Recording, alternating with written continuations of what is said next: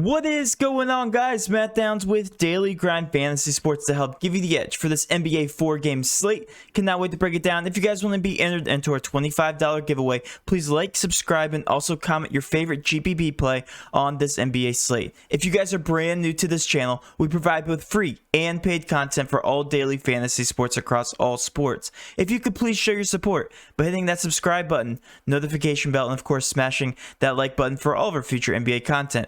If you would like to know more about becoming a better DFS player and taking down that big GPP, head over to www.patreon.com/DGFantasy for more information.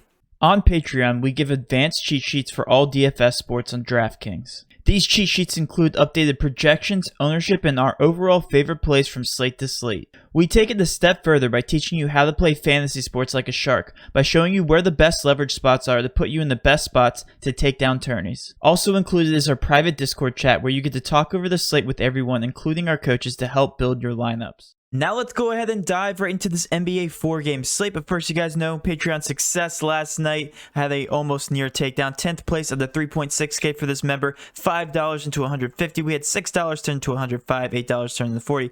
Congrats all the way around to that Patreon member. This is a single entry contest placed in basically every single contest. This was a double up lineup sent to me. 352.25 using our leverage sheet. Absolutely unbelievable. Had Bradley Beal go off. Had Gobert and Sabonis, which we all mentioned on our live stream as well. And then last but not least, we had some double up success from TJ himself. And now switching over to this slate, guys, we have a lot of pending injury news like always, but with this one, the later injury news comes in the later games. So at 7:30, we know exactly what's going on with Portland. We have Collins, Covington, McCollum, Nurkic all out for the Portland Trailblazers. With Houston, we have just XM out. Looks like Christian Wood is back and playing for Houston. A very intriguing matchup there between Portland and Houston. The Clippers still without Beverly, George, Leonard, and Scrubs, so we are going to be paying attention to the Clippers. And then with Miami, we still have pending injury news with Butler and Hero, and Golden State, nothing going on there. And then also pending injury news with Booker, so that will obviously impact Phoenix. We are on Phoenix if he does not play, but with Miami, same thing with Butler and Hero. If they don't play, we're going to be more bullish on the Miami Heat. Switching over to Portland, Damien Lillard made the thumbnail. He is going to be one of the higher owned guys on the slate, a 30.2% ownership, 10.6K. They're playing one of the worst teams in the league in terms of defense. So I really like Damien Lillard in this matchup. Averages 1.4 fantasy points per minute in the small sample size that we have with all these guys off the court. So I do like him. Pace-up matchup, one of the only pay-up options on the slate with Damian Lillard, I think is a very obvious play, and I really like him at his 10.6K price tag. With Carmelo Anthony, I also like him at 5.6K price tag. Playing in 32 minutes also gets a usage boost. But if we go up the value board here, Derrick Jones right now is probable. I do believe, let me just make sure. Yeah, he's probable. So if he does play, I expect him to play in 32 minutes. 4.4K price tag, just averages over a fantasy or 0.8 fantasy points per minute. I like him. He's a 6.1 point per dollar value. Harry Giles does play 17 minutes, technically showing a decent value at a 5.5 point per dollar value. But I'm not in love with him at that price tag at $3,500. I'm only playing 17 minutes. Other than that, some GPP options to pop up like Gary Trent. Gary Trent, 11.3% ownership, and it's always a very good GPP play when you're playing over 30 minutes, projected at 33 minutes right now. Again, this is the highest over-under, so I'm bullish on all those guys there for Portland. Switching over to Houston, we have a lot of crazy price tags for these guys. John Wall up to 7.3K, Oladipo at 8.1K. Both of those guys got a price increase even after Oladipo's dud of a performance the last 2 games. So I'm not going to be on these guys really whatsoever. The only guy that I do like is Christian Wood at $8,700, and that's if he plays full minutes, which he should. Projected at 32 minutes right now, so that's the only guy. All these other guys' price tags are way too high for me.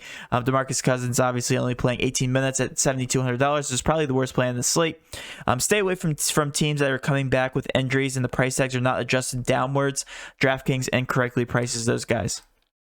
Switching over to the Lakers, Anthony Davis at $8,900, projected at 29.8% ownership. I think he will be more on the chalkier side. This is a back-to-back. The Lakers are on the back-to-back, so one of these guys should sit. If LeBron James does sit, then load up Anthony Davis and vice versa. If Anthony Davis does sit, then load up LeBron James. Again, back-to-back, so I expect one of these guys will sit. Marcus Gasol, 8.7% ownership, just a GPP option, 5.3 point per dollar value. And those are the only options that I do like from the Lakers. Switching over to Detroit, we don't have too much of an interesting picture here. Mason Plumlee is very cheap at $4,800, projected at 26 minutes. My favorite point per dollar value here on the slate at 5.6. I do like him. I think he's a last piece for cash. Again, showing that decent ownership. The rest of these guys' price tags, very, very high. They're going to not really be on anybody. Blair Griffin at 5.9K doesn't really make sense. The only guy that I'm considering for cash is Mason Plumlee, and then outside of that, everybody else is GPP options. Switching over to the Clippers are a very interesting team to hone in on.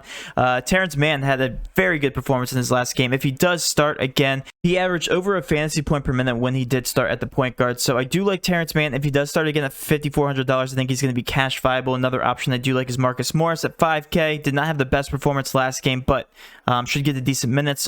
Projected around 26. And then Reggie Jackson was the star of the show in his last matchup. I did say one of these guys would take over in the front line in the starting lineup. So projected at 34 minutes right now. I do like him. He had over a fantasy point per minute as well. 7K, should easily get to value.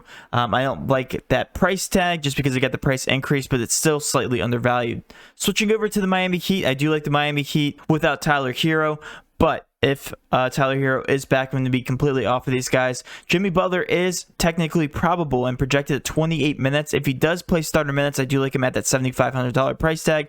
But other than that, nobody else I'm really considering because the price tags are very aggressive.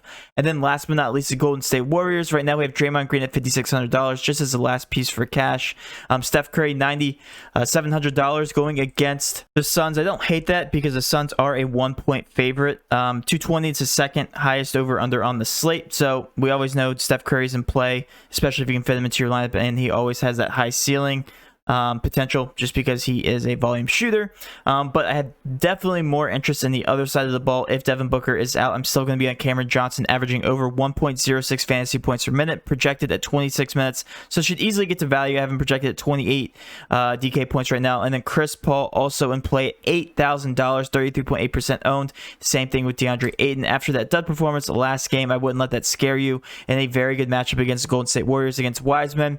Matchups make sense. Usage makes sense.